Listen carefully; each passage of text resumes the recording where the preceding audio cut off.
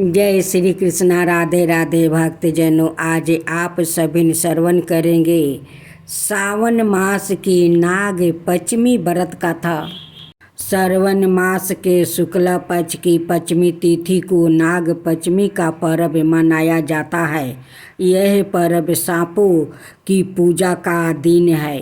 हिंदू धर्म में नागों को देवी देवताओं के सेवक, रक्षक और वरदानी माना गया है।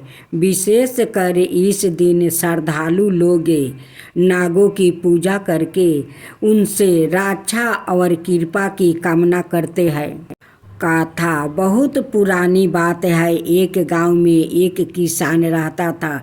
उसके 3 बेटे थे। किसान और उसकी पत्नी खेतों में मेहनत करके जीवन यापन करते थे। एक बार किसान ने खेत जोतते समय हल की नोक से अनजाने में एक सांप के बच्चों को घायल कर दिया। सांप का एक बच्चा बच गया और उसने बदला लेने की ठान लिया। रात को जब किसान अपने परिवार सहित सो रहा था, तब सांप ने जाकर किसान के 2 बेटों को डांस लिया। सुबह होते ही घर में कोहराम मच गया। सबका रो रो कर बुरा हाल हो गया था। उस दिन किसान की छोटी बहू ने देखा कि सांप घर के पास ही बैठा था। वो सांप के पास गई, हाथ जोड़कर बोली, हे नाग देवता, यदि मेरे परिवार से कोई भूल हुआ हो तो क्षमा करे। आज नाग पंचमी है। मैं आपको दूध, फल और अक्षत से पूजा करती हूँ। कृपा करके मेरे परिवार की रक्षा करो।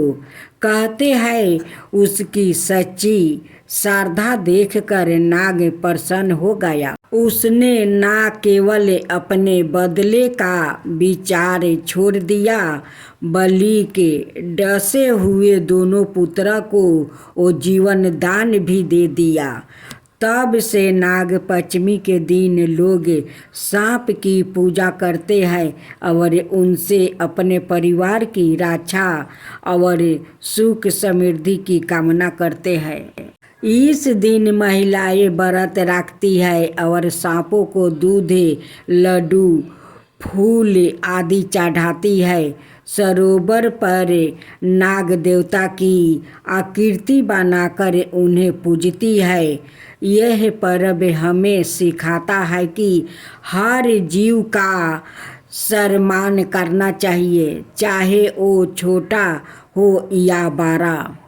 जो लोग श्रद्धा से नाग पंचमी का व्रत करता है, नाग देवता उसकी सदा रक्षा करते हैं। ना राधे राधे भक्तजनों, नाग पंचमी का सभी को शुभकामनाएं करती हूँ। आइए हम सभी मिलकर नाग पंचमी की संपूर्ण व्रत कथा का श्रवण करते हैं। नाग पंचमी की व्रत कथा भविष्य पुराण से इसके पाठ बिना अधूरी मानी जाएगी। आपकी पूजा नाग पंचमी पर नाग देवता की पूजा करने से आपको उत्तम लोक की प्राप्ति होती है और सर्प दंशन का भय दूर हो जाता है।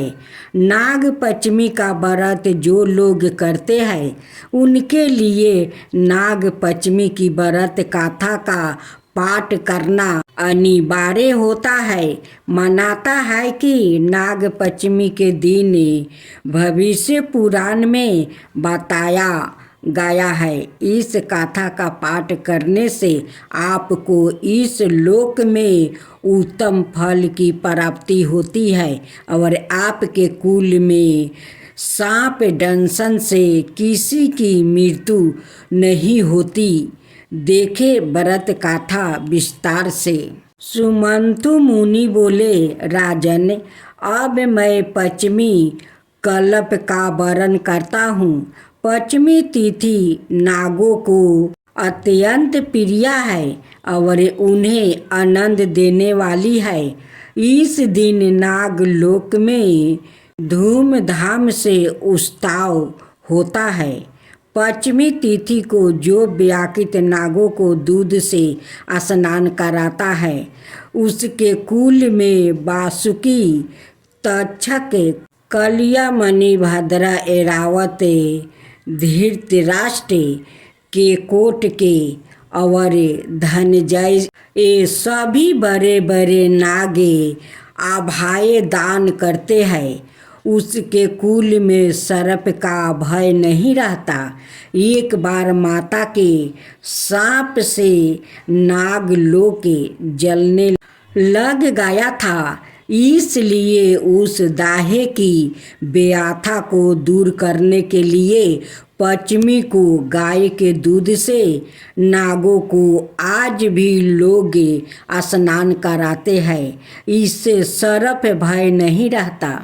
राजा ने पूछा, महाराज, नाग माता ने नागों को क्यों श्राप दिया था और फिर वो कैसे बच गई? इसका आप विस्तार पूर्वक वर्णन करें। सुमंतु मुनि ने कहा, एक बार राक्षसों और देवताओं ने मिलकर समुद्र मंथन किया। उस समय समुद्र से अतिशय सेवत ऊंचे साव नाम का एक अश्वा निकला। उसे देख कर नाग माता कंदु ने अपनी सवत मीनता से कहा कि देखो, यह अश्वा सौते वर्ण का है, परंतु इसके बाल काले दिखाई पड़ते हैं। तब बिनता ने कहा, ना तो यह अवश्य तो सेवत है, ना काला और ना लाल। यह सुनकर कंदु ने कहा, मेरे साथ शर्त करो कि यदि मैं इस अश्वा के बालों को कृष्णा वर्ण का दिखा दूँ तो तुम मेरी दासी हो जाओगी, और यदि नहीं दिखा सकी तो मैं तुम्हारी दासी हो जाऊंगी। मीनता ने यह शर्त को स्वीकार कर लिया। दोनों क्रोध करती हुई अपने अपने स्थान को चली गई। कंदु ने अपने पुत्र नागों को बुलाकर सब वृत्तांत उन्हें सुना दिया और कहा कि पुत्रा, तुम अश्वा के बाल के समान सूक्ष्म होकर उसके शरीर में लिपट जाओ, जिससे यह कृष्णा वर्ण का दिखाई देने लगे, ताकि मैं अपनी सवत मीनता को जीत कर उसको अपनी दासी बना सकूं। माता के इस वचन को सुनकर नागों ने कहा कि कहाँ माँ, यह छल तो हम लोग नहीं करेंगे, चाहे तुम्हारी जीत हो या हार। छल से जितना बहुत बड़ा अधर्म है। पुत्र का यह वचन सुनकर कंदु ने कहा, तुम लोग मेरी आज्ञा नहीं मानते हो, इसलिए मैं तुम्हें श्राप देती हूँ कि पांडवों के वंश में उत्पन्न राजा जनमेजय जब सर्प शस्त्र करेंगे, तब उस जग में तुम सभी अग्नि में जल जाओगे। इतना कहकर कंदु चुप हो गई। नागगण माता का श्राप सुनकर बहुत घबराए और वैसुकी को साथ में लेकर ब्रह्मा जी के पास पहुँचे और ब्रह्मा जी को अपना सारा वृत्तांत सुनाया। इस पर ब्रह्मा जी ने कहा कि वैसुखी, चिंता मत करो, मेरी बात सुनो। याबर वंश में बहुत बड़ा तपस्वी जरत्कारु नाम वाली बहन का विवाह कर देना, और वो जो भी कहे उसका वचन स्वीकार करना। उसे आस्तिक नाम का विखायत पुत्र उत्पन्न होगा।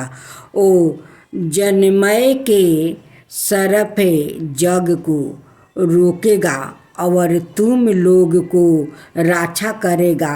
ब्रह्मा जी के इस वचन को सुनकर नागराज वैसुकी और अतिशिया प्रसन्न हो उन्हें प्रणाम कर अपने लोक में आ गया। सुमंतु मुनि ने इस कथा को सुनकर कहा, राजन, यह जग तुम्हारे पिता राजा जनमेज ने किया था। यही बात श्री कृष्ण भगवान भी युधिष्ठिर से कही थी कि राजन, आज से 100 वर्ष के बाद सरफ जग होगा जिसमें बड़े बड़े 20 धार और दुष्ट नाग नष्ट हो जाएंगे।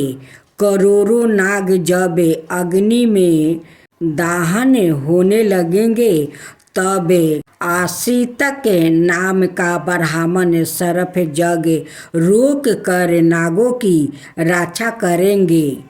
ब्रह्मा जी ने पश्चिमी के दिन वर दिया था और आशिक मुनि ने पश्चिमी को ही नागों की रक्षा की थी। अंत पश्चिमी तिथि नागों को बहुत प्रिय है। पश्चिमी के दिन नागों की पूजा कर यह प्रार्थना करनी चाहिए कि जो नाग पृथ्वी में, आकाश में, स्वर्ग में, सूर्य की किरणों में, सरोवरों में, पानी, कुएं, तालाब आदि में रहते हैं, वो सब हम पर प्रसन्न हो। हम उनको बार बार नमस्कार करते हैं।